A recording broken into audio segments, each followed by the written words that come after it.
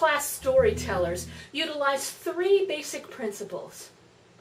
There really is just one story. How do you tell it? Every story is true, and some of them actually happen.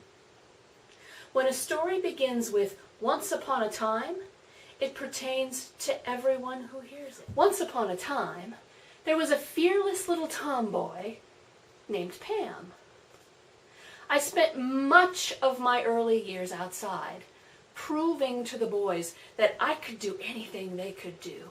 I could run, jump, swim. I played football, basketball, baseball. But what I loved to do most was climb trees. We had this big, huge apple tree in the backyard.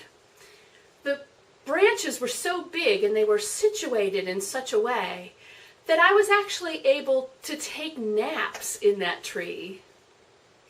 I spent many hours up there having healing conversations with God, and I'd take my guitar up and play songs like, "Give me a warm spring day in an apple tree. There is nothing that I can't see when I look out from my apple tree. Look up there and you'll see me. Laughs are many, tears are few. Life's exciting and always new. In a world of girls and boys, in a world of simple joys." But like everybody, I had issues.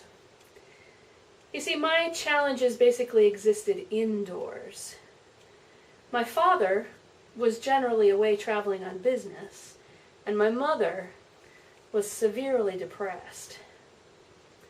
So the hours that I spent indoors, I was basically trying to find ways to help Mom out of her funk. And there were two things that really did seem to help: music and massage.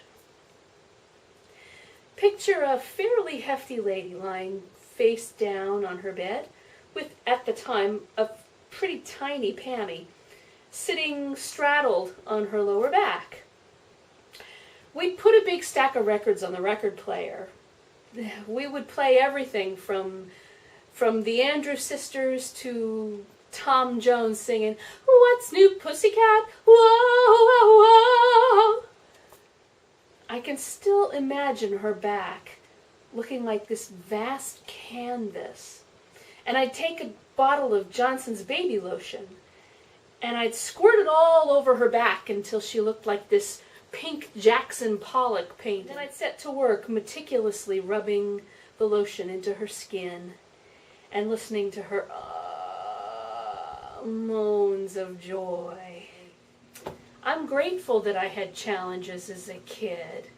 I mean, the beautiful thing about being a child is how we approach life fully.